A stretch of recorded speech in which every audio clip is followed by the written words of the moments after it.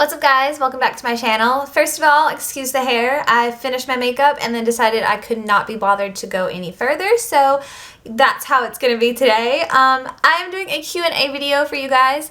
I've had a lot of nail specific questions about my career, about certain things about my job, things like that. So I'm going to answer all of you guys' questions. I have them all on my phone, so we're just going to get started. So I have a couple personal questions that I'll answer first, and then all the rest are going to be about nails and about my career. So first question, how old are you? I'm 23 years old. The next question is, what are your blog and YouTube goals? If you guys don't know, I do have a beauty blog. It's all about kind of more nail related, but it's nails and beauty and kind of lifestyle, all of the above. I'll have that link down below, but it's called Polished by Amy, just like my channel. I actually started my blog before my channel. I was going through nail school at the time, and I was finishing up with that, about to graduate, and I wanted to have somewhere to kind of just, I don't know, just blog about my experiences, what I was going through, and then about my journey starting out in the nail industry and the beauty industry. So that's why I started my blog. It was just something for fun, and I also wanted to be able to share all of the cool things that I was learning with a lot of other people that share the same interests. So that was really fun for a while, and then I realized I wanted to add video, and I wanted to be able to like share more in depth about the topics that I was talking about, and then also share nail art tutorials. So I needed somewhere to house all of my videos. So that's why I started my YouTube channel. I had absolutely no intention of growing subscribers on my YouTube channel. I really didn't want anybody to watch my videos as far as like on my YouTube channel. Like I wasn't going to be regularly uploading anything like that. It was just somewhere to house the extra videos for my blog, but it started to gain a little bit of traction, and I started to get some subscribers and a lot of loyal people that follow me on my blog and my YouTube channel. So they both just kind of started to grow, but I need to stop rambling. My goals specifically, I have been a content marketer / blogger professionally now. I do it for freelance work. I do it for a lot of other clients and companies. So my goals for my own YouTube and my own blog are to do those full-time for myself. Not so much my YouTube channel, I guess, but my blog for sure, because it has grown a lot more in this past year. So I was just basically like, if I can blog and make money professionally for other people and other people's businesses, why not do it for myself? So that is my goal, to grow my blog and to do it full time. Now we're going to get into the nitty-gritty of all of the nail questions. I've had a lot of questions specifically on how much money I make doing nails. Can you live completely off just doing nails, off of just traveling, different things like that. So I'm going to start answering those questions for you guys. One person asked, are there a lot of legal loopholes? There's really not. You just have to make sure that you have a business license if you're going to be traveling. Whatever state and whatever county that you live in, you need to check all of that, but you definitely do need your business license. You need to make sure that what you're doing is legal in your state as far as what services that you're offering and places that you're traveling to. A lot of places you can't have an actual like mobile salon, but you can travel to hospitals, to nursing homes, to the elderly, to people who are sick and can't make it to salons, and then you can travel everywhere else in some states. So just read up on those guidelines. But financially, a lot of people are asking, how much do you make in a week? Do you live comfortably off of doing nails? Things like that. It completely differs because I'm not in a salon working like Tuesday through Saturday. So I don't have like steady income. It's not completely, I'm blanking out in this video so much. I hope it doesn't seem super rambly. It's not really consistent, so it's not reliable. It's not a reliable number. So I work on location, and I just do per job. So I could go and spend maybe 3 hours on a Saturday morning and do one bridal party and come home with $500. Or I could be set for the whole week. Or I could have to do several different clients, like individuals throughout the week or the weekend, and have to do 10 people to make half of that amount. You know what I'm saying? So it just depends on how many people you're booking and how big your clientele is. You can definitely, if you lived in a bigger city, you could do what I do full time. It does not make enough money for me right now. I do have, like I said, my freelance work that I do. I work remotely with different companies. So that is the bulk of my income at the moment.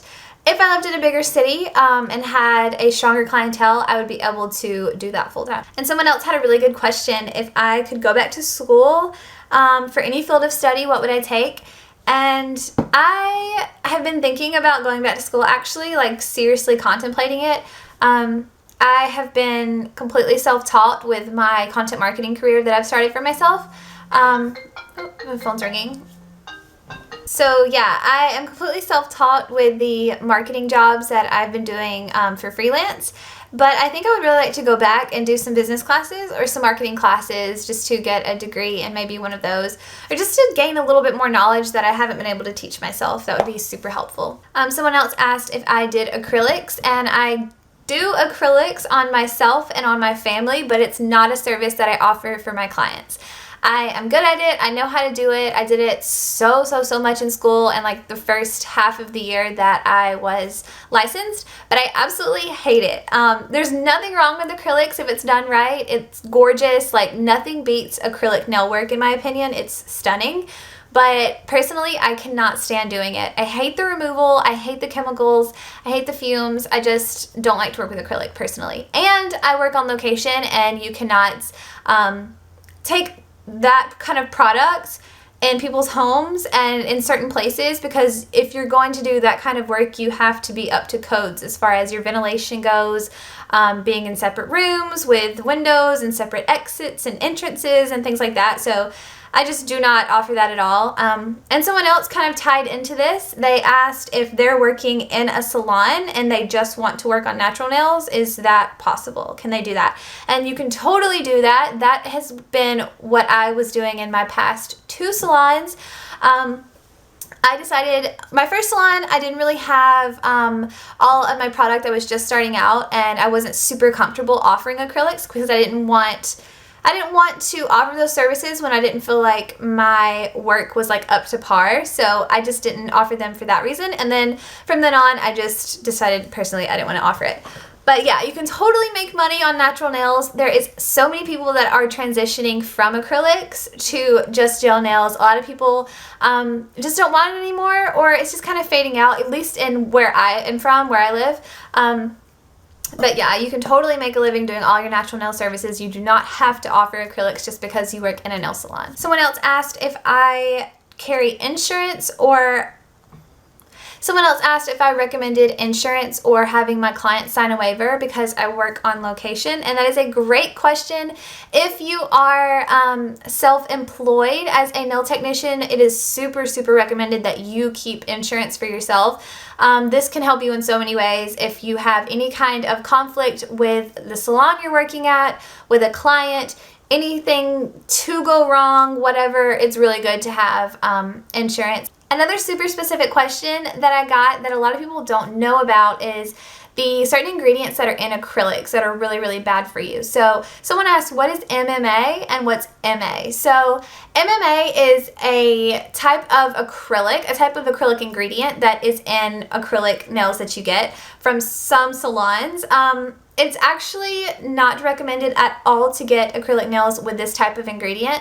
It's something that back in the 70s, I think they started using in a lot of salons. It got really popular just because it's a type of acrylic that is super cheap to buy for nail salons and for nail techs, so it kind of ran rampant throughout salons.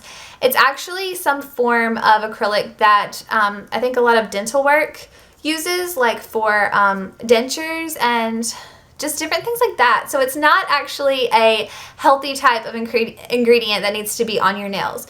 It can lead to super like rashes, irritation. You can form allergies to this if it touches your skin too often. It has not been phased out in salons across the country, which is really sad to see. But it is a super cheap ingredient, and that's why a lot of people still use it.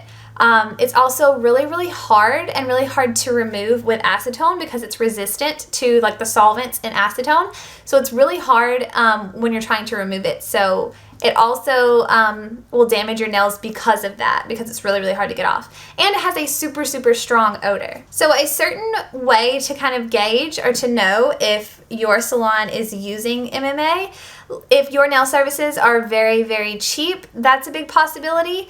If it is a super, super strong odor, if it's super hard to remove, even with acetone soaking for 10, 20 minutes and it's still difficult to get off, and if it damages your nail, not the nail implements or the nail files being used, but if the acrylic itself is showing damage, or if you get red, bumpy, irritated skin, if you develop a rash or an acrylic allergy, it's probably because you've been exposed to MMA. So I think that's everything that I'm going to cover in today's video. Thank you guys so much for watching. I hope you learned some cool new stuff today and I answered all of your questions, hopefully. If you guys enjoyed this video and found it helpful, please give it a thumbs up and don't forget to subscribe, and I'll see you all in my next one. Bye guys.